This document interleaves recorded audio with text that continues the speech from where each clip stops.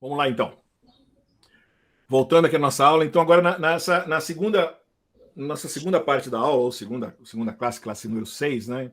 A gente vai falar, então, começar a discutir Machine Learning de verdade usando TensorFlow. Nós vamos começar hoje vendo de uma maneira muito simples, basicamente o que a gente viu, começou a ver intuitivamente, né? Um sisteminha bem simples. A gente vai ver como a gente transporta isso para o TensorFlow. A ideia da gente aqui, então, é aprender a começar a aprender a usar a ferramenta, começar a nos acostumar com os wording, né, com as palavras, quer dizer, com os parâmetros, o que são hiperparâmetros, como é que eu seleciono isso, como é que eu seto aquilo, etc. Vendo isso na prática. Tá? Então, dentro da aula de hoje, nós vamos dizer assim, aprender a ferramenta, não vamos fazer nada muito complexo, mas vai dar a base para a gente para exatamente fazer o contrário. Quer dizer, vamos entrar com uma coisa, vamos entrar com vamos dizer assim, um projeto super simples, né? Um modelo super simples para a gente analisar. Com isso, a gente consegue entender melhor a ferramenta. Aí a gente pega o que a gente aprendeu hoje, na aula que vem, por exemplo, a gente faz uma regressão legal. A gente pega. A ideia, vamos trabalhar, por exemplo, com um modelo clássico de regressão, por exemplo, de determinar preço de casas, por exemplo. É um dataset super conhecido aí para casas de Boston, etc, etc. Mas só para a gente mais ou menos já começar a sentir, pegar o que a gente aprendeu nessa aula de hoje intuitivamente e com um modelo simples, que a gente pode aplicar o mesmo raciocínio e guardando a mesma sequência num projeto mais complexo. E daí nós vamos passar depois para classificação e depois outros modelos. Nós vamos, né, hoje a gente começa a ver o modelo mais simples que tem, que é o modelo, o DNN, que a gente chama, né, que é o Dense Neural Network. Então, por enquanto é um nome bonito, mas a gente vai entender bem do que é que a gente está falando. Legal. Vamos colocar tudo junto para fazer o nosso primeiro modelo de Deep Learning, que não é bem, aí não seria nem Deep Learning, mas tudo bem. O modelo de redes neurais, tá? Legal. Pessoal, você já conhece esses numerinhos, é o nosso X, o nosso Y, é o nosso conjunto de dados X, que são o nosso conjunto para fazer o nosso treinamento, e o conjunto de targets, ou conjunto de saída, o conjunto das minhas, o conjunto do meu dado dependente, né? Do meu modelo. Legal, bacana. Então, lembrando aqui, né, só para a gente lembrar, né? A gente vai desenvolver, o que a gente está querendo aqui hoje, fazer o que desenvolver um modelo de machine learning.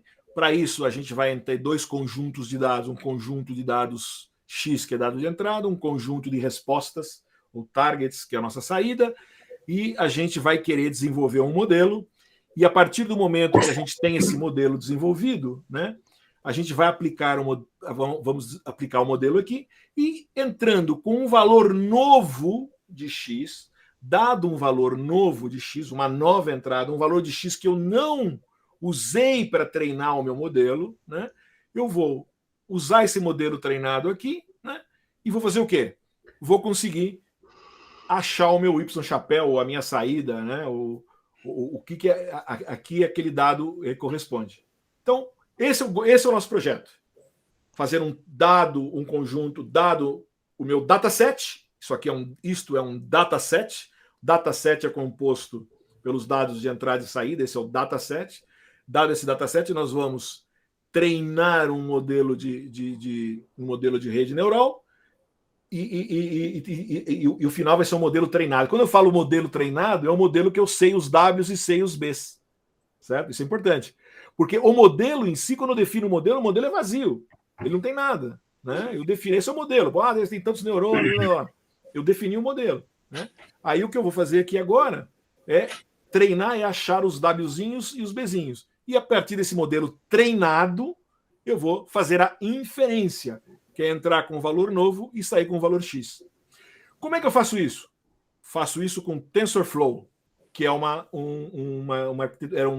framework desenvolvido pela Google. Eu tenho outros, mas o nosso curso a gente vai se basear no TensorFlow. Para fazer isso, eu tenho os dados, já sei o que eu quero, basta fazer isso aqui. Meia dúzia de linhas de programa eu faço. Parece simples, mas caramba, Keras Sequential, Keras, Layer Dense, o que é esse tralhaiada? Pessoal, é muito importante quando você pega um negócio novo, para quem não viu, para quem não conhece, é usar a tecnologia, né, a tecnologia do grande filósofo inglês do século XIX, ou do século XVIII, né, Jack the Tripper, Jack o Estripador. Vamos por partes, Jack. Né? Então, beleza. Vamos começar então, vamos lembrar. O que eu vou fazer aqui? Eu quero trabalhar com Dense Neural Network. Esse aqui é um modelo de rede neural densa. Nome bonito. Por que é rede neural? Bem legal, uma rede de neurônios, né? Lembra? A gente até mostrou, a gente falou na passada, quer dizer, cada bolinha dessa daqui é um neurônio, lembra? Eu tenho as entradas do neurônio, que são as sinapses aqui, que chegam aqui, né? Elas entram aqui, e tem as saídas que vão ser replicadas, que elas vão ser replicadas para os neurônios do layer seguinte, tá certo? Cada uma dessas sinapses que entram aqui, lembra, eles têm né, cada uma dessas entradas tem um W associado e cada neurônio tem um Bzinho também. Então, quer dizer, se eu tenho aqui, então para cada neurônio eu tenho o número de entradas vai ser igual ao número de neurônios da camada anterior, né? Davi, você podia dar fechar o teu microfone, por favor? Obrigado. Para cada neurônio desse daqui, né, a gente tem o número de Ws que vão entrar é igual ao número de neurônios da camada anterior, porque cada um deles vai para lá, né? E para cada uma das saídas deles vai para lá. E ele vai ter as saídas vão ser replicadas para o neurônio da frente. Legal. Então, rede neural, porque é uma rede de neurônios. Por que neural? Porque é feita com assim com perceptrons, né? Que é uma emulação do neurônio humano, mais ou menos, mas tudo bem, vamos guardar por enquanto, a gente guarda isso. Legal, bacana, né? Esses caras, eles estão colocados, né? Eles estão colocados em layers. Então, um detalhe importante, o dense, eu não comentei, o dense é porque eu tenho o dense é porque cada neurônio ele está conectado a todos os neurônios do layer seguinte, quer dizer, se eu pegar qualquer neurônio desse, esse carinha aqui, ele está ligado com esse neurônio, e ele está recebendo desse neurônio, desse neurônio, desse neurônio. Tá? Então, dense é porque eu tenho todas as sinapses. Tá? Então, isso é um dense neural network. Né? Não é a nossa lá, não. Isso é uma geral. Tá? Eu tenho layers, né? E em geral, né? Em geral, não. Esse de entrada, que é onde entra a minha variável, né? Esse layer de entrada, que aqui, na verdade, são as variáveis de entrada que eu estou colocando aqui, é o meu layer de entrada. Eu tenho um layer de saída, né? Então, naquele caso específico meu, que eu tenho um só, misturou tudo, né? O meu layer de entrada, ele tem a entrada aqui, que vai ser o layer de entrada, mas ele também já é o de saída, mas tudo bem. Quando eu tiver mais de um layer no meio, é um layer escondido, um hiding layer. Tá? Em geral, mais de um. Aí, quando tem mais de um aqui no meio, aí eles começam a chamar de deep learning. Tá? Então, até se eu tiver só uma capa em geral, não é deep learning, é só uma rede neural. Mas enfim, isso é detalhe. Mas deep learning é mais ou menos o estudo, é a área que trabalha, que faz machine learning com redes neurais. Essa daqui é uma Dense Network, DNN. Dense porque estão todos conectados e Neural Network porque é uma conexão de neurônios. E mais um nome que é importante, ela é uma Dense Network Sequential, que é o mais comum que a gente vai trabalhar. Eu confesso para vocês que eu só trabalhei com redes neurais sequenciais, né? Que é uma rede que você entra no primeiro layer, anda nos layers e sai, tem um layer de saída. Você pode, às vezes, voltar, fazer uma série de coisas, mas, de uma certa maneira, quando você monta um modelo, é um modelo sequencial. É o mais comum que a gente trabalha. Tá? Então, sequencial porque os layers estão em sequência, layer é cada uma dessas camadas, cada uma das unidades aí é um neurônio, e quando ele é um dense, porque está todo conectado. Legal. Então, voltando ao nosso programa, né, quando eu olho a primeira linha, quando eu olhar a primeira linha desse programa, olha a primeira linha, gente. A primeira linha está dizendo: o meu modelo é um modelo que, na verdade, ele é um modelo, né, feito com Keras. Porque é o seguinte, pessoal, Keras é uma biblioteca que roda em cima do TensorFlow que me facilita eu trabalhar, ela me simplifica as coisas. Quer dizer, em vez de eu chegar aqui e ter que programar um monte de coisas para fazer um modelo sequencial, eu falo, Keras ponto sequencial. Ela já sabe que quantos layers você colocar, eles vão estar numa sequência. Termina de um, começa do outro, termina do um, começa do outro. Quer dizer, na verdade, é como se fossem funções que foram desenvolvidas para simplificar a nossa vida. Então, maravilha. Keras ponto sequencial, já sei que é uma sequência de layers. Aí aqui eu vou pôr os layers. No caso específico, né? No caso específico aqui, eu tenho um único layer e é um layer dense, tá? Então eu tenho um único layer e esse layer é um layer dense, ok? Perfeito. Aí legal, então já sei que eu tenho. Se eu tivesse mais de um layer, estaria na sequência. Eu adicionaria mais layers. Nós vamos fazer isso em exercício. Colocaria mais layers, tá? Então seria Keras ponto sequencial, abro ali um layer 1, layer 2, layer 3.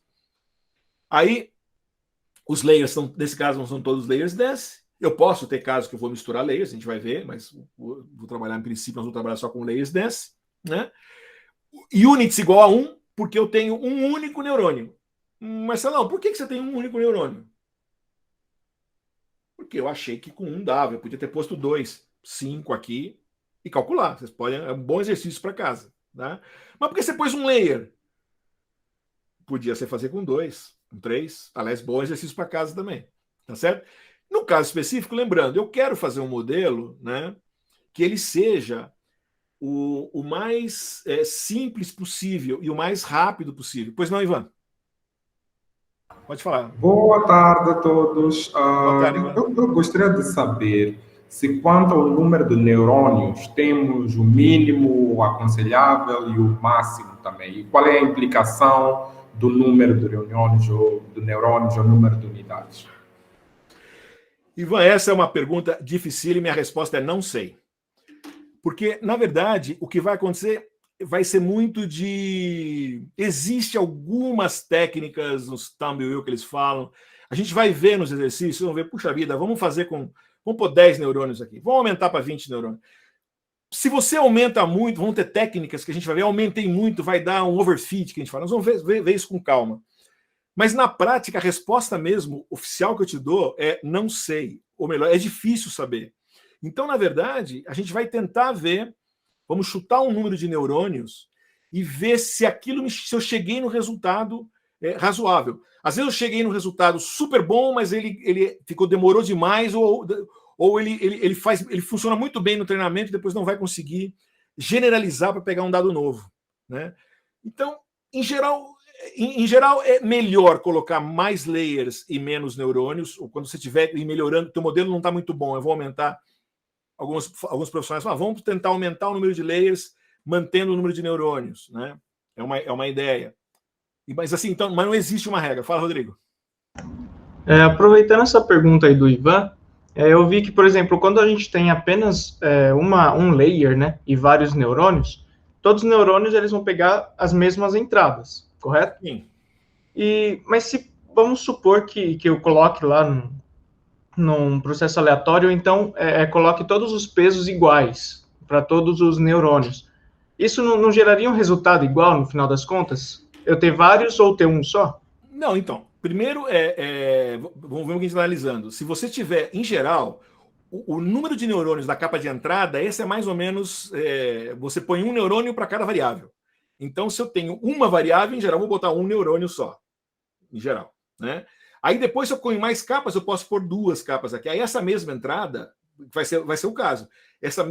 A saída desse primeiro neurônio vai ser a mesma para os outros 2 aqui. Se você tivesse só uma soma aritmética de todos esses sinais, não ia dar em nada. Aí vai entrar um pouco a função de ativação, que, na verdade, parece bobo, mas são funções que, se der valor negativo, por exemplo, uma ReLU, ela zera, ou ela zera e depois ela passa 1, né? Ou uma ReLU não, a ReLU ela vai manter a entrada, vai para a saída, e assim por diante, né? Uma sigmoide, ela vai zerar o que é anterior, depois passa a ser 1 na saída. Então, a função de ativação vai me ajudar a fazer com que a coisa não dê uma soma, um monte... quebre a linearidade, que é o que você tem a ver com a tua pergunta, Rodrigo, de se você não tivesse as funções de ativação, poderia chegar nesse problema. Tá? Ah, sim, entendi. Mas nesse caso eu nem preciso, porque eu vou usar um neurônio só, né? Mas aqui, inclusive, é o seguinte, apesar que eu vou retificar um pouco a minha... Eu fui extrapolei, eu não fui muito feliz.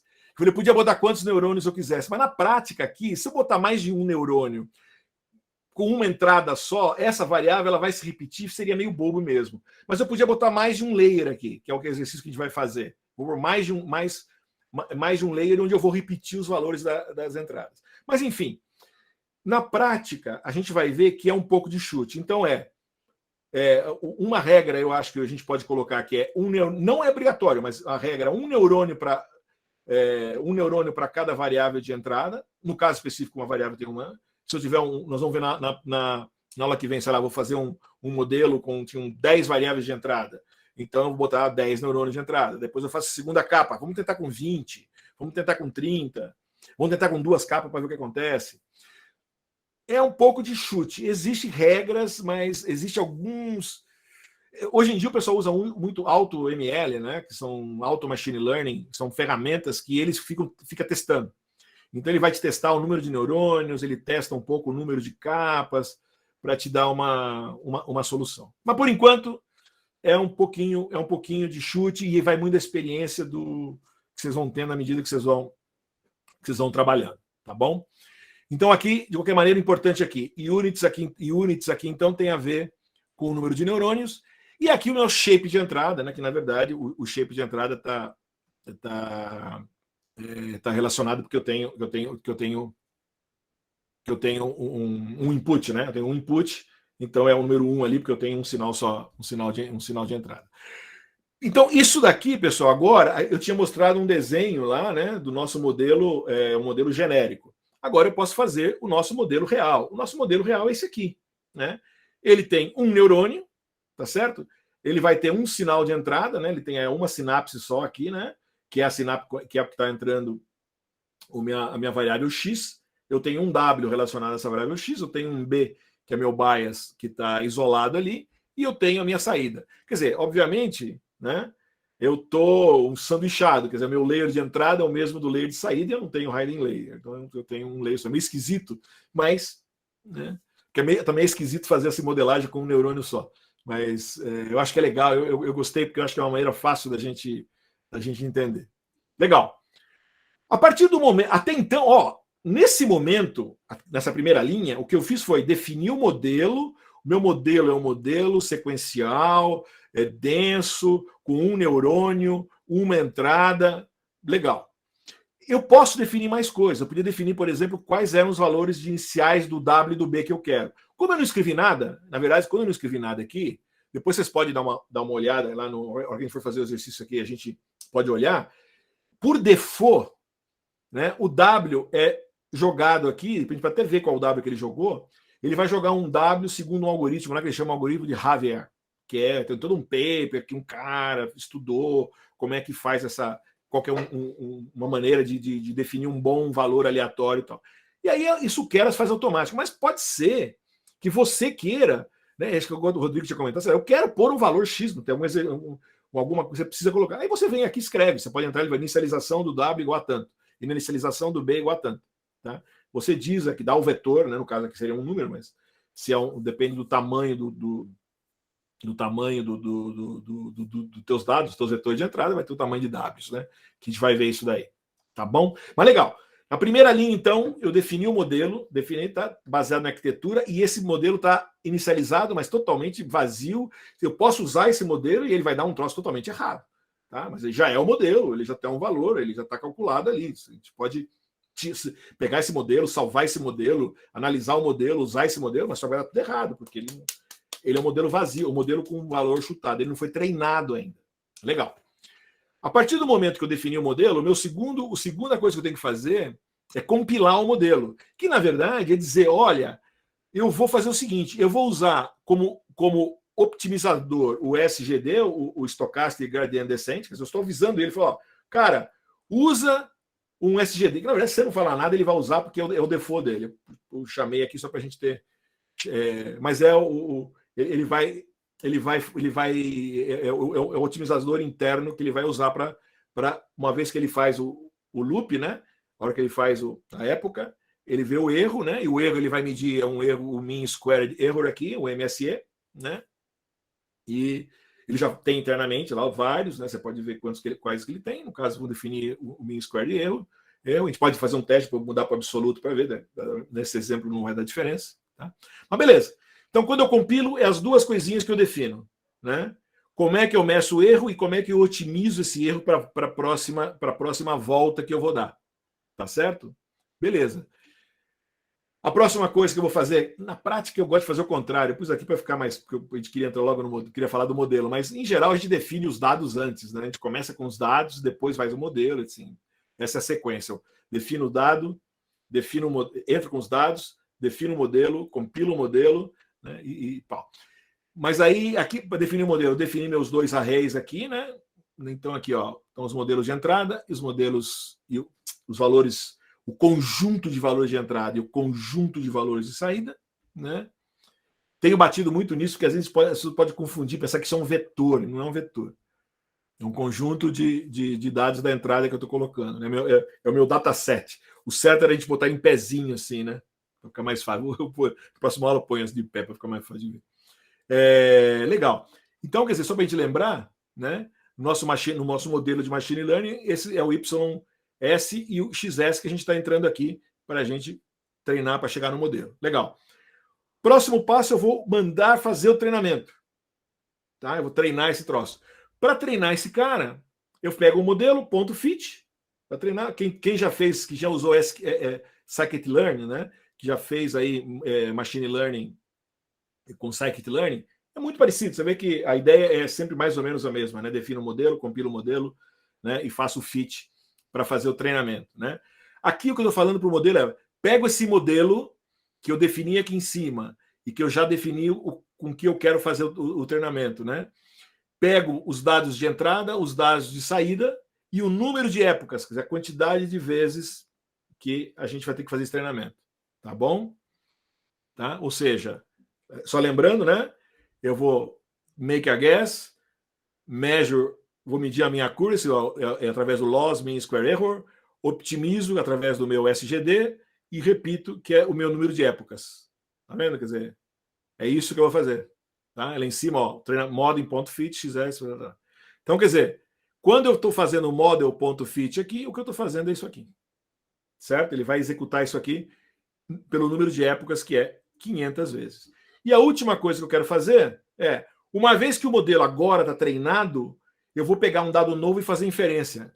Algo super sofisticado. Eu vou pegar model.predict e vou falar assim, ó, eu quero predizer qual o valor de saída se o dado de entrada for 10. Lembra, eu não tenho 10 no X, ó. Tenho 1, tenho 2, tenho 3, tenho 4, mas eu quero pôr um valor 10 e quero saber quanto que é o valor de saída, tá? Ou seja, vou fazer um model predict, vai ser a última coisa que eu vou fazer. É a minha inferência, né? Eu estou fazendo o deploy do modelo, eu peguei o modelo e estou fazendo a inferência dele agora. Vou fazendo, né? Obviamente, agora o deploy mesmo, eu teria que pegar isso aqui, fazer um programinha, talvez em Flask, para botar numa bonitinha. Aí você entra com o seu dado, ou em Python, entra com o dado, tá? Ele vai lá, roda o modelo e vai dizer qual é o resultado do modelo, né? Ele vai chegar no valor. Que valor? Quanto seria isso, hein? Quanto que ele vai chegar? Se eu fizer todo aquele treinamento, fazer toda essa tralha aqui, ó, fazer tudo isso aqui, a hora que eu entrar com o valor 10 aqui nesse model predict, o que vai acontecer? Que número vai dar?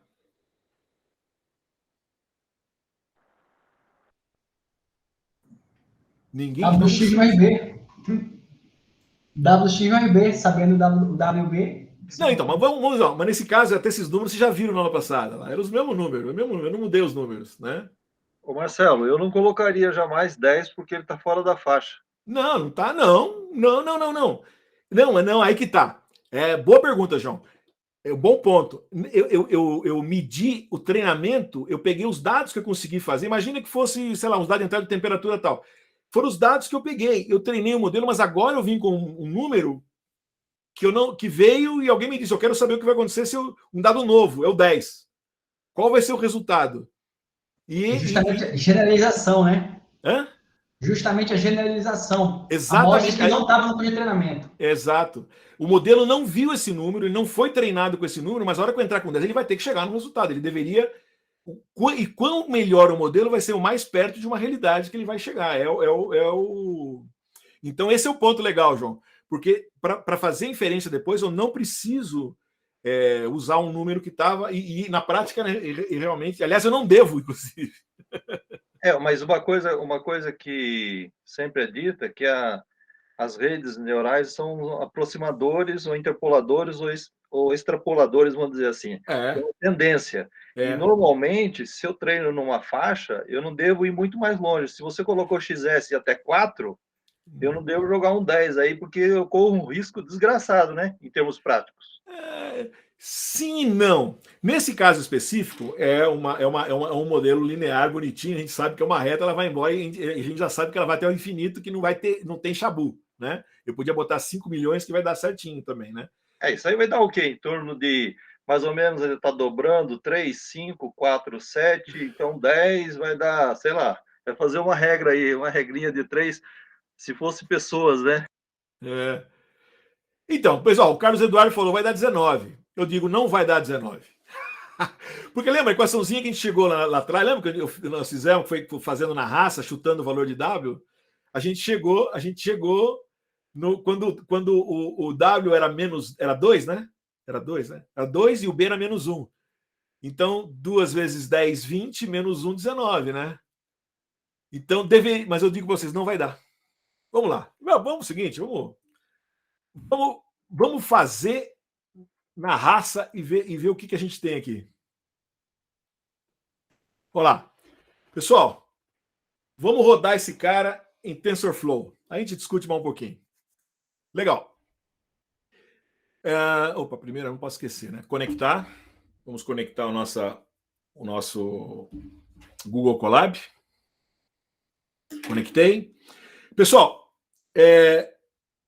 vou começar. A primeira coisa que eu vou fazer, vou import TensorFlow STF. Tá? Estou importando o TensorFlow. Até pouco tempo atrás, o TensorFlow que estava instalado aqui na máquina da Google era o 1.0, era o default, a gente tinha que especificar, eu quero o TensorFlow 2. Agora o 2 já é default, eu não preciso falar nada. Então, se eu chamar import TensorFlow, vou chamar o NumPy que eu vou precisar. Se eu mandar imprimir a versão, ó, aqui ele vai carregar o TensorFlow, e ele está me dizendo, a versão do TensorFlow é a versão 2.6, beleza. Tudo que nós vamos ver no curso aqui, gente, é TensorFlow 2 alguma coisa. Tá? Quer dizer, 2.1 para frente, 2.0, funciona. Quer dizer, vocês tiverem instalado na máquina de vocês, 2.0 vai funcionar. Quer dizer, não mas se for 1 ponto alguma coisa, tem coisa que vai ter que fazer adaptação. Tá? Mas enfim. Então, importamos o TensorFlow, importamos o NumPy. Maravilha. Vamos definir o nosso dataset. Tá lá. NP é igualzinho que já tinha mostrado lá. Está aqui desses dois arrays. Né? Lá, mandei aqui, botei, ó. Então tá aqui, ó. O XS, o YS e o shape deles, são 6, que é a sua posição aqui. Tem 6 componentes. De novo, esse é o valor, é o meu dataset. O meu dataset de treinamento. Né? Em geral, depois nós vamos para frente, nós vamos separar, fazer teste e tal. Aqui nós estamos usando até o 10 como teste, que é um valor que a gente não conhece. Né? Que em geral, e isso é importante. Toda vez que você for testar um modelo que você treinou, você testa usando um dado que você não conhece, para você ver, para você sentir se o teu modelo realmente está conseguindo generalizar. Legal. Pessoal, olha lá, aquilo que a gente tinha mostrado, né? Olha lá, o modelo é tf.keras, é uma sequencial, tf.keras, número de unidades, input shape, beleza. Rodei o modelo, tá? Pessoal, posso fazer isso aqui, ó, model.summary é uma função do Keras muito legal, que ele vai me mostrar qual é a estrutura do modelo. Tá? Está mostrando a estrutura do modelo. Olha lá. Então, esse é um modelo sequencial, tá vendo? Ele escreveu. Tá? Olha lá, eu tenho um layer, o único layer que é um layer dense, tá certo? O número de parâmetros, isso aqui é bem importante, ó. 2, por quê? Eu tenho um neurônio, né? Se eu tenho um neurônio, eu tenho um W e tenho um B. Então, são 2, os parâmetros são 2. Total de parâmetros, 2. Quantos parâmetros eu vou treinar? 2. Eu vou treinar para achar o W e achar o B. Tá certo? Legal. Como comentário para vocês, deixa eu ver aqui só uma coisa.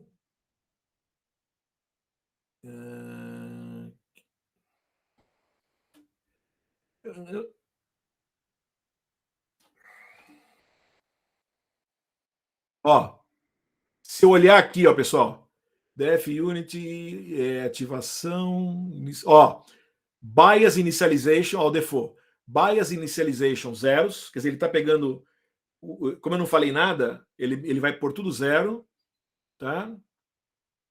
E Kernel Initialization é o W, tá? Quando ele chama kernel é o W. Kernel Initializer, ele usa Glorot Uniform, é o nome desse cara aqui, tá? Então, como eu não falo nada, em geral, eu confesso que eu nunca mudei a inicialização. Então, a inicialização sempre é a default, tá? Os parâmetros, então, do WS é o Glorot, que também é conhecido como Xavier, que é o nome do cara que fez o paper, tá? Que vocês podem entrar, procura na internet, Glorot Uniform, vocês vão achar o paper do Javier, que fez isso. Na aula seguinte, eu vou mostrar um lugar que a gente pode fazer uns testes, isso aqui é legal. Bacana. Pessoal, eu posso vir aqui olhar, quer ver? Ó? Vou botar aqui, ó, model.getWeights. Eu posso vir aqui e ele vai mostrar para mim quais são, olha aqui, ó, ele está mostrando para mim quais são no caso eu tenho 1 e 1, né? Esse primeiro aqui é o W, tá? E esse aqui é o B. Então, o W e o B, né? Que é os pesos que ele tem aqui, tá? Ó, mandei imprimir aqui. 0072 e 0. Tá? Então são os valores que ele chutou lá, tá? Quer ver? Eu vou fazer de novo aqui, ó. Vamos começar de novo. Definir o modelo de novo. Aqui não muda nada, né? Não fiz nada, né?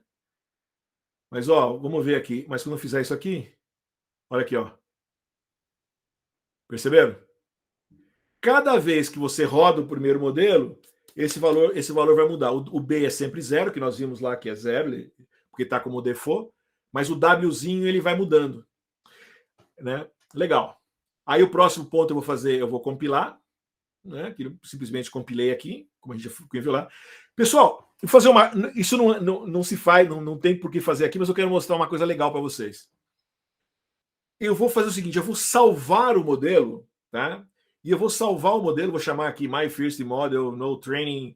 .h5, na verdade, era usado no TensorFlow 1, mas por causa disso eu vou poder usar um troço que se chama Neutron. Então eu vou salvar esse cara.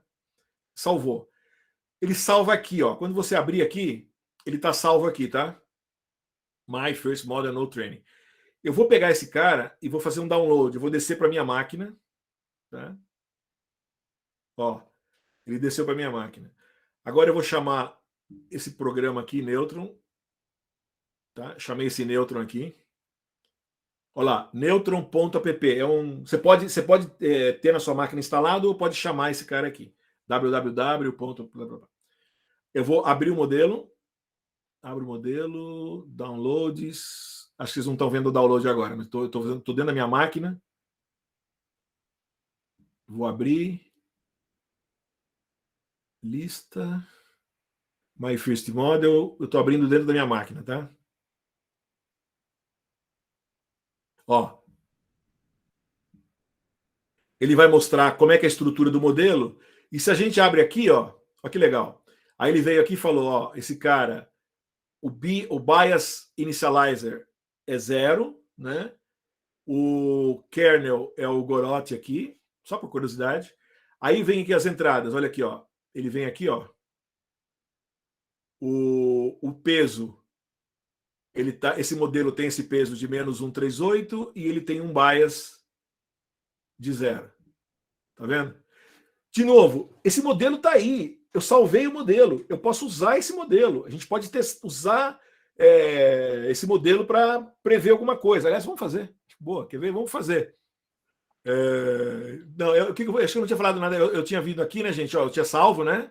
Eu tinha mostrado para vocês só que eu tinha visto para cá. Vocês viram, né? Eu falei aqui, ó, fechei aqui só para ficar, né? Aí o que eu fiz aqui foi só isso. Ó. Eu botei aqui print model predict. Deu um número que não tem nada a ver. Por quê? Porque ele está pegando um modelo que não está treinado. com um W chutado inicialmente pelo cara. Legal. Agora sim, agora eu vou fazer o treinamento. Tá?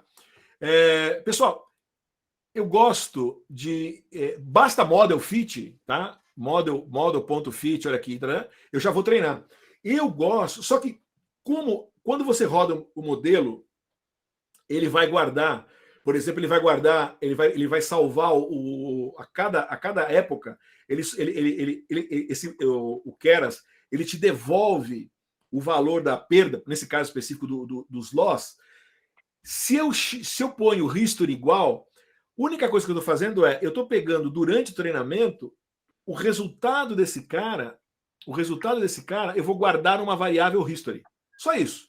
Só para me deixar, porque depois eu vou pegar esse cara para eu poder analisar. Fica mais fácil, para não ficar olhando durante o processo, que eu vou também fazer, né?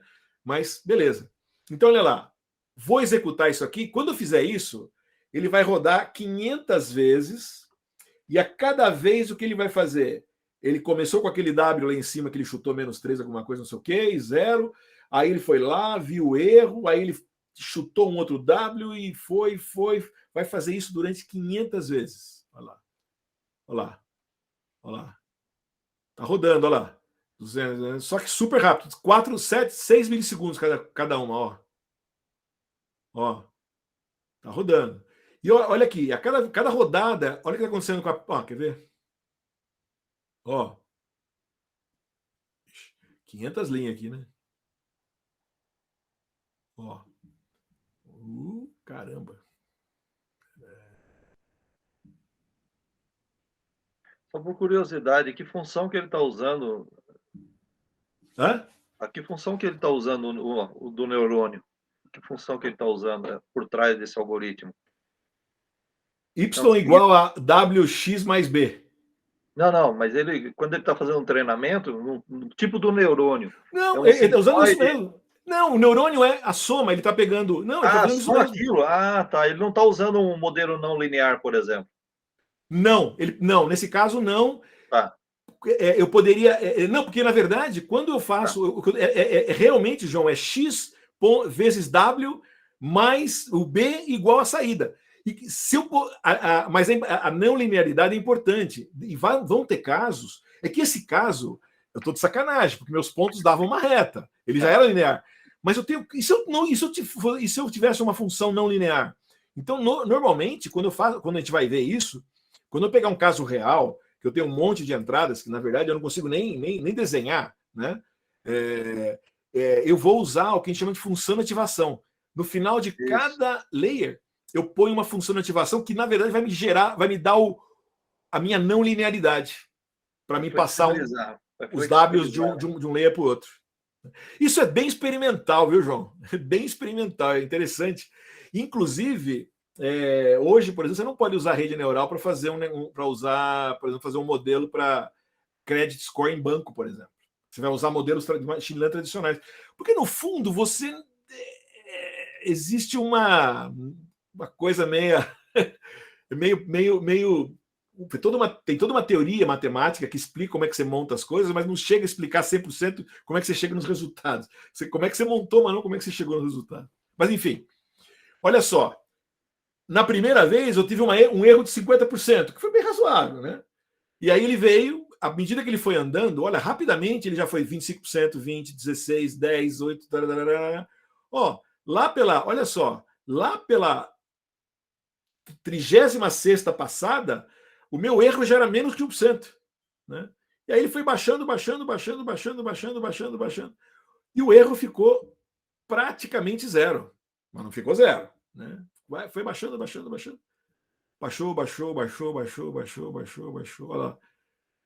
Olha só, já está no 3 menos 10 a menos 4 e foi baixando. Legal, ó, agora sim. Agora eu vou fazer o seguinte, vou fazer a mesma coisa. Olha, eu vou inspecionar o modelo. O meu W1 deu 1,9965888 e o meu B deu menos 0,9894. Alguém... Pessoal, só para ficar também o seguinte, ó. Quando eu fiz isso aqui, é o seguinte, ó. Se eu tirar isso aqui, Quando eu faço só o model get weights, ele me dá desse jeitão aqui, tá? Tá vendo? Então eu sei que, tá vendo? Ele é um array, né? Então isso aqui tudo tá dentro de um cara. Então eu vim aqui e falei, bom, deixa eu ver. Eu tô dentro de um cara. Ele já deu uma limpada. E aqui, porque quando eu faço um, ele pega o próximo. E aí ele tá dentro de 2 colchetes. Então eu peguei aqui para pegar um número, eu pego ele é o valor 0, o valor 0. Tá? Então, por isso que ele para pegar o valor escalar aí, tá? Eu fui indo para baixo, né? Pessoal, surpreende vocês esses 2 números de W e B? Surpreende ou não? Quase o que nós tínhamos estipulado, 2 e menos 1. Exatamente. Quer dizer, realmente, como isso aí era uma reta, né? A gente rodou 500 vezes e ele quase chegou lá, mas mesmo não chegou. É um ponto que o Shinohara tinha colocado ali. Na verdade, você nunca chega, na verdade, né? Então eu cheguei muito próximo, muito próximo. E agora ó, pessoal, vou salvar de novo, ó, meu My Freeze Training. Deixa eu ir de novo lá no. Deixa eu ir de novo rapidinho aqui nesse careta aqui.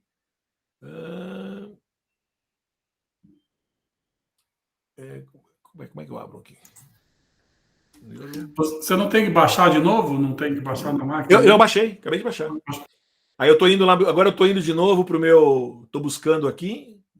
Eu não baixei? Pera, desculpa. Você tem razão, eu não baixei, né? Ah, caramba. Eu só salvei.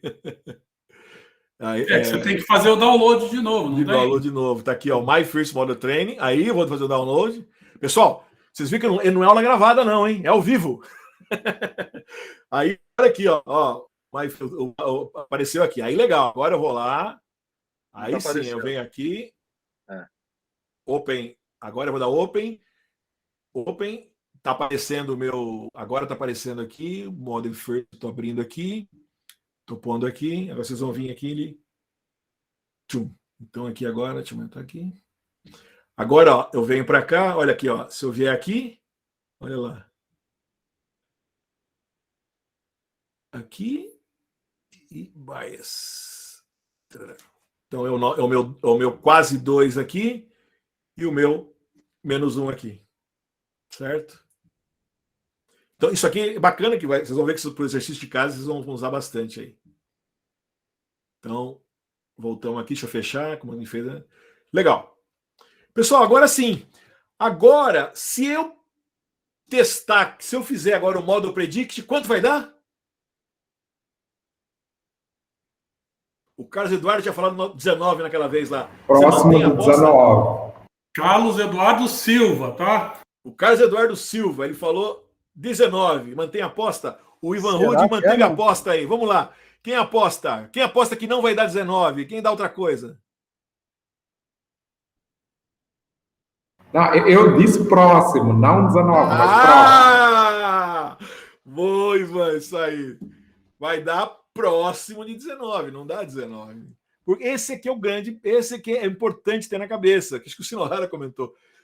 Você, no fundo, a gente está usando essas redes neurais, a gente está usando um negócio mais simples impossível. Treinei com... Viu? Eu cheguei muito próximo dos coeficientes que deveria dar mesmo. O que eu fiz ali, na verdade, foi uma regressão linear. Eu fiz o fit da reta, né? Eu peguei um monte de dados, joguei aqui, ele achou a reta que faz o fit. Hoje tá cheio de programinha que faz isso, mas no fundo é isso.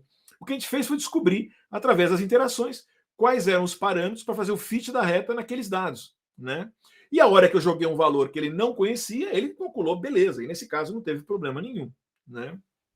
Então aí, voltando um pouco, João, o teu ponto é o seguinte: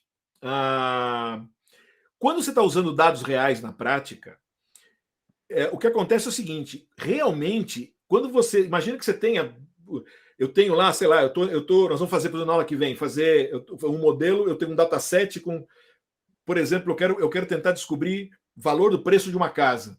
Eu vou entrar com o número de quartos, eu vou entrar com o número, não sei quantos banheiros tem na casa, blá, blá, blá, blá, um monte de parâmetros, né? E esses parâmetros, cada um deles é uma variável. Então, em vez de ser aqui, que em vez de ser uma reta, não.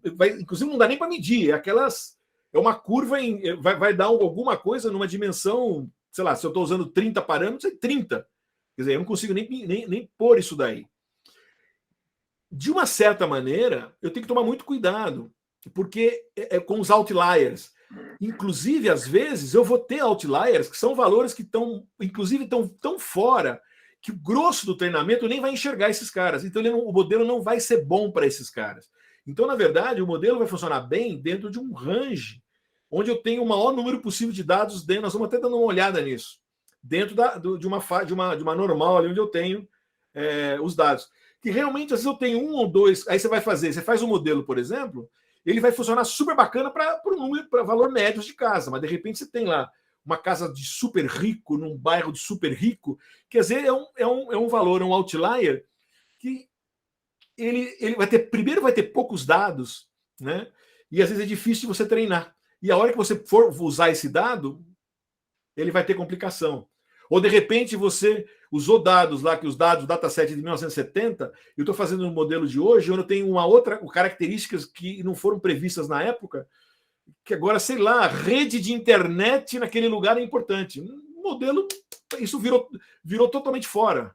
Se essa casa tem internet ou não tem internet, esse modelo que eu fiz nos anos 70 não funcionaria, né? Ou não pegaria 100%. Então, esse é o ponto que você quis dizer, que mais ou menos você, de uma certa maneira, quando você tem um universo de dados que foram treinados, mesmo que você vai depois fazer inferência com um dado novo, que ele seja no mesmo universo que você está falando. Então, é um pouco isso que você tinha comentado que é importante. Uma coisa que, por exemplo, quando a gente vê isso muito de identificação, né? Se você tiver um sistema caótico, por exemplo, ou uma bifurcação, se você não treinou direito, você vai se ferrar. Né? Então, só isso que tem que, quando estiver fazendo qualquer treinamento, tem que saber se de repente tem um parâmetro que você não levou em conta e ele acontece, você vai tomar uma decisão mediana, uma interpolação, que é o que as redes fazem, né? Exatamente. Mas aí não funciona porque o modelo real tinha que ter levado em alguma coisa que deveria ser treinado. Aí vem a experiência. João, eu vou até repetir, João, acho que o teu ponto é muito importante. No comecinho da aula, a gente estava batendo um papo, acho que estava o Thiago, tinha mais o Pedro, quem estava aqui? Acho que o Paulo, né, que estava no começo. A gente estava conversando um pouco, a gente estava discutindo, e acho que vale a pena reforçar, que apesar que nós estamos começando aqui, quer dizer, apesar que o foco das próximas aulas, nós vamos focar muito no modelo, como é que funciona, como é que eu construo o modelo, como é que eu treino, como é que eu hiperparâmetros, blá, blá, blá. Mas, no fundo, gente, o que importa muito são os dados. Os dados é o que é muito importante. A gente viu, desde que comentei com vocês na aula passada, que desde 2012, né, que a gente teve um boom muito grande do desenvolvimento de machine learning, deep learning, essa coisa toda, né? Depois do AlexNet, aquela coisa toda. E o foco foi muito model-centric. A academia botou muito foco no desenvolvimento de modelos para treinar redes neurais, para ficar cada vez melhores. Mas, na prática, hoje está se voltando um pouco no ponto que é mais importante você ter qualidade dos teus dados do que você ter uma rede bodosa. Às vezes, uma rede mais simples, ela funciona, ela vai ter um resultado melhor se os teus dados são bons. Se os teus dados não são bons, a tua rede pode ser a melhor do mundo, ela não vai ser boa o suficiente. Então, apesar que a gente vai focar bastante na primeira parte no modelo, que tem que ser, mas é importante você ter isso, que é um pouco o que o João está falando. Se você não prestar atenção nos teus dados, não adianta nada o modelo. Você tem que ter garantia que você está tentando os teus dados cobrirem o que você está procurando fazer. A parte do data science aí é fundamental. Tá bom? Pessoal, voltando aqui rapidinho, eu tinha mostrado para vocês, a gente salvou, lembra aquela history lá, né? Ele é um dicionário, tá? Então, se eu ver os keys desse dicionário, a chave dele, ele é o loss, quer dizer, ele salvou todos os loss lá. Então, já que ele salvou o loss, eu posso fazer o history.loss aqui e simplesmente fazer o quê? Fazer uma curva disso aqui. Tá vendo? Olha só que legal. Essa é uma curva uma curva de perda aqui, né? Era uma curva que, em vez de eu ficar olhando, né? No fundo, em vez de eu ficar aqui, ó, olhando tudo isso aqui, essa variação, vendo o loss aqui, para cada um da minha época, né? Quando eu grafico isso aqui, o que eu estou fazendo é analisando a perda versus a época aqui.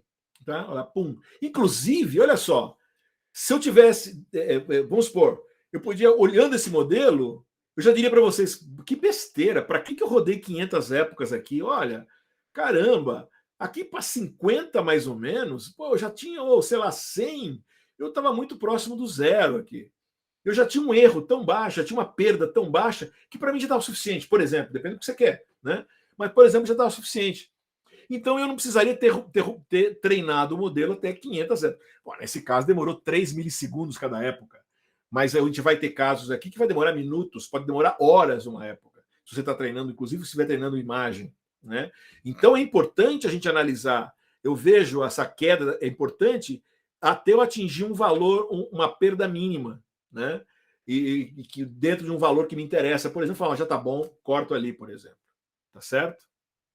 Tá legal?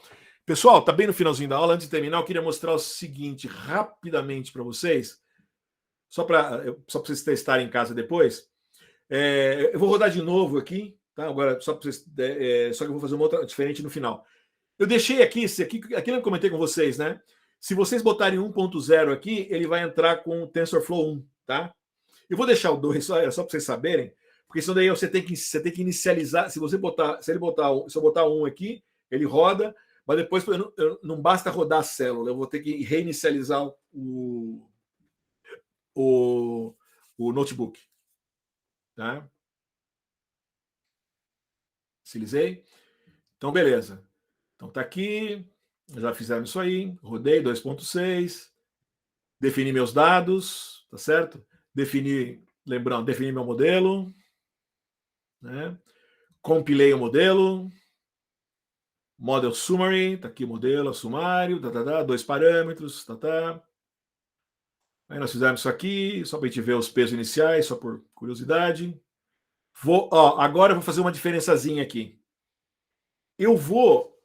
Vocês viram que quando eu rodei a época, né, ele guardou o loss, a perda.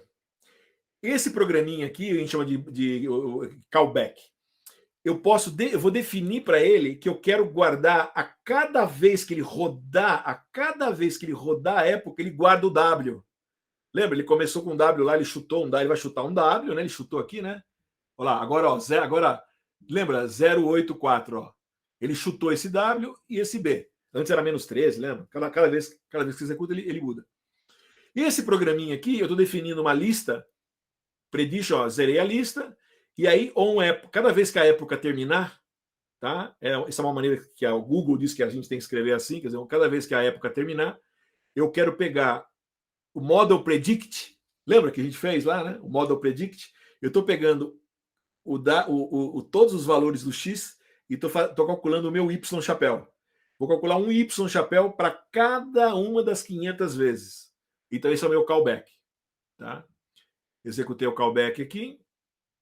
E aqui vou, ó. A única coisa que mudou, olha aqui, pessoal. Eu acrescentei aqui, ó.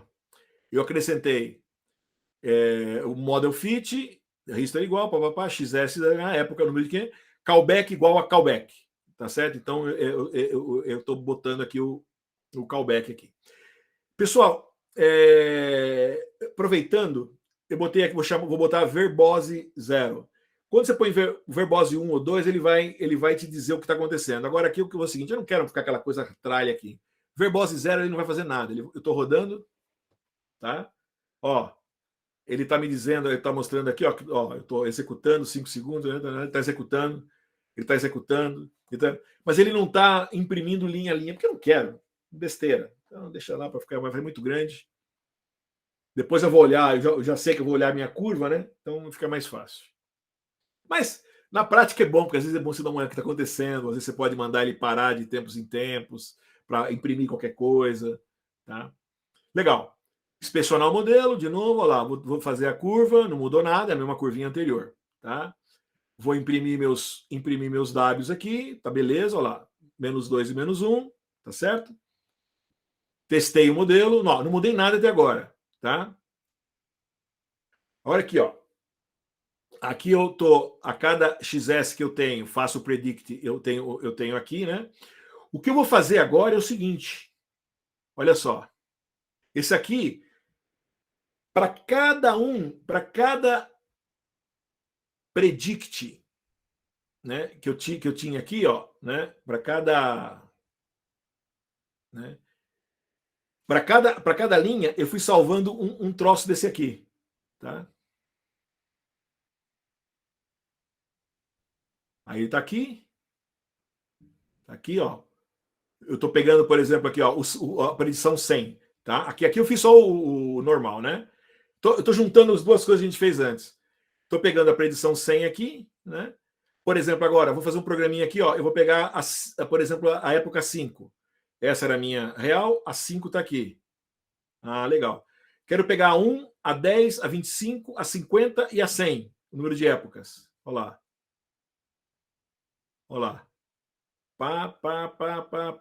Ou seja, né? Só para a gente mostrar, é só para a gente ver, né? O Rodrigo está criando uma pergunta. Então, pode falar, Rodrigo. Então, isso era para a gente olhar aqui, né? Juntar aqueles dois notebooks que a gente fez. Quer dizer, eu tinha feito um outro lá na teoria. O que eu fiz agora, eu fui aproveitar e fui ver quais eram os Ws intermediários para ver os chutes que ele deu. E eu fui aqui e fui jogando as curvas. Você vai vendo que as curvas vão indo até que ele vai chegando perto, cada vez mais perto da curva certa.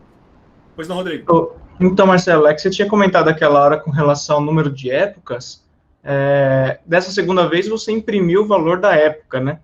Mas quando você dá aquele model fit, é possível que a gente coloque algum tipo de set point?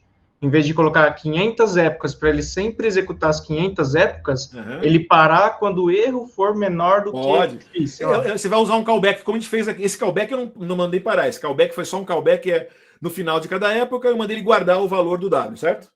Para mim poder, que foi isso que ele fez aqui, a hora que ele salvou esses predictions aqui, né? Ele tem um conjuntinho de 6 resultados. Esse é o prediction 100. Se eu fizer aqui o prediction 10, são outros valores, né? Esse aqui é o número da época. Isso vai até o prediction 500. Nós vamos ver para frente que eu vou poder fazer um callback, por exemplo, que vai ser uma função muito parecida com essa função aqui, só que eu vou fazer o seguinte aqui, eu vou definir uma função que em vez de fazer simplesmente ele salvar, eu vou dizer assim, olha, no final de cada época eu analiso o erro, se o erro for menor que tanto, para. Então ele vai parar. Então eu paro de fazer o meu treinamento. Vamos usar muito isso. Vamos usar muito isso. Beleza. Eu imaginei que podia ter algum tipo de argumento dentro da própria função, mas no caso vai ser um callback separado. Separado. Não, é porque isso aqui é um valor, é um valor escalar mesmo. Aqui a época você põe um número de época que você vai rodar. Então, em geral, você põe um número mais alto do que você imagina, né? E depois isso é muito comum na prática, aí você faz um callback para que a hora que inclusive a gente faz, às vezes o que a gente faz é o seguinte, é muito comum para evitar overfit, nós vamos ver, né? Quando você vê aqui, por exemplo, vai acontecer quando a gente vai fazer o treinamento, aí você vê a perda vem caindo, aí pode acontecer a perda que começa a subir, tá? Quer dizer, porque o modelo começa a dar overfit, quando eu faço com outro conjunto de dados, dados de avaliação, ele começa a se perder. Aí você fala, opa, então eu estou treinando tanto que o que acontece? Ele está ficando super bom para dados de treinamento, mas quando eu ponho um dado novo, ele não consegue ver. Então eu vejo a hora que ele vai começar a subir, eu venho nesse ponto aqui, opa, eu quero assim, ó, se ele começar a subir, para. Entendeu? Ou, por exemplo, se ele fica constante, eu falo assim, olha, se ele fica constante durante 10 épocas, para também, entendeu? Porque às vezes ele chegou num ponto e ele não muda mais, ele fica naquele... Né?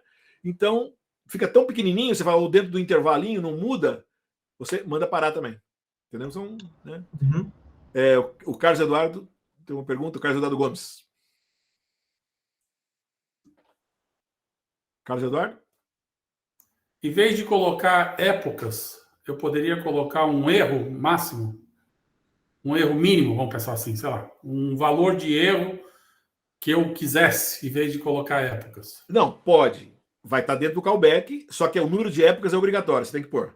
Eu tenho que colocar épocas. Você tem que avisar o modelo quantas vezes ele vai ser treinado. A recorrência de cálculo, na verdade. Na verdade, não necessariamente você vai chegar nesse valor. Mas, por exemplo, você tem que tomar cuidado, porque vamos supor, eu poderia fazer um callback lá, por exemplo, né? Quando o erro chegar menor que 0,1, né? Eu quero parar. Mas vamos supor que isso vai acontecer na época 200. Se eu botar só para ele rodar 100 épocas, ele nunca vai chegar lá, que ele vai parar quando terminou. O mandatório é esse número aqui é mandatório. Tá. Então, em geral, esse número eu ponho alto, bem maior do que eu estou esperando. E o callback aqui que vai me fazer eu parar, por exemplo, quando o erro chegou num determinado valor, como você está comentando. Então eu posso colocar as duas coisas, então, não tenho que... O número de épocas é obrigatório. O callback é opcional. Não, mas, por exemplo, assim, como você falou, overfitting, né? Uhum. Tem um problema de overfitting, certo? De repente eu estou gastando recurso computacional à toa que vai gerar um overfitting, então se eu quiser limitar as duas coisas, eu consigo também, na verdade. Consegue. Nós vamos ver isso daí, vamos ver técnicas para a gente fazer isso aí. Tá bom? Pessoal, já acabou a aula. Eu vou subir tudo a aula de hoje. Você viram? Olha, super simples, mas a quantidade, para quem nunca viu, tem bastante conceito. E o que eu te digo para vocês é o que nós fizemos hoje aqui com um neurônio, é o mesmo que vocês vão fazer na tarefa, na lista 2. Eu vou pedir para vocês rodarem a mesma coisa com duas capas de neurônio, bota mais um grupinho com 2 neurônios, fazer 1 mais 2, depois se passar com 3, né? Eu quero que vocês deem uma tentada e simplesmente deem uma estudada nos Ws. É só isso. É meio que eu estou explicando lá, só para sacanear um pouquinho, eu pus em PDF para vocês seguirem no PDF. Aí tem que olhar o que eu fiz no PDF ali, colocar, copiar o que eu fiz no PDF e pôr no Google Colab o mesmo exercício que a gente fez aqui, só que com duas capas, né? Com 2 layers. Só para vocês terem uma noção. Aí vocês vão ver que meio vai complicar para vocês acharem os Ws e tal. Usando o Neutron fica legal. E aí eu dou um desafio para vocês fazerem com 3 também. A parte mais chata é mais para você descobrir como é que você usa para você achar os Ws lá. Ou você pode ir lá tentar achar por Python, tá? Ou você pode ir lá e já entrar no Neuron e colocar. Depois eu deixo para vocês um notebook mostrando como faz. Mas é mais para exercitar. O bacana aqui, eu quero que vocês usem o TensorFlow, né? E vão se familiarizando com ele. A partir da próxima aula, a gente vai usar ele de verdade, usando modelos que tem sentido, e aí daí a gente vai começar a aprofundar no curso. Mas aqui foi só essa pincelada geral. Pessoal, dúvidas ou estamos bem? Acho que aqui o que a gente ia falar, deixa eu checar, mas eu acho que é o que nós tínhamos planejado para hoje aqui. Isso aí. Então, era planejado para a aula de hoje. Espero que eu tenha conseguido dar uma visão geral para vocês do que é o Machine Learning, o que é o TensorFlow, para a gente juntar com aquelas ideias das aulas passadas e mandar a bala para frente. Tá bom? Isso aí. Se ninguém tem dúvida, obrigado, pessoal.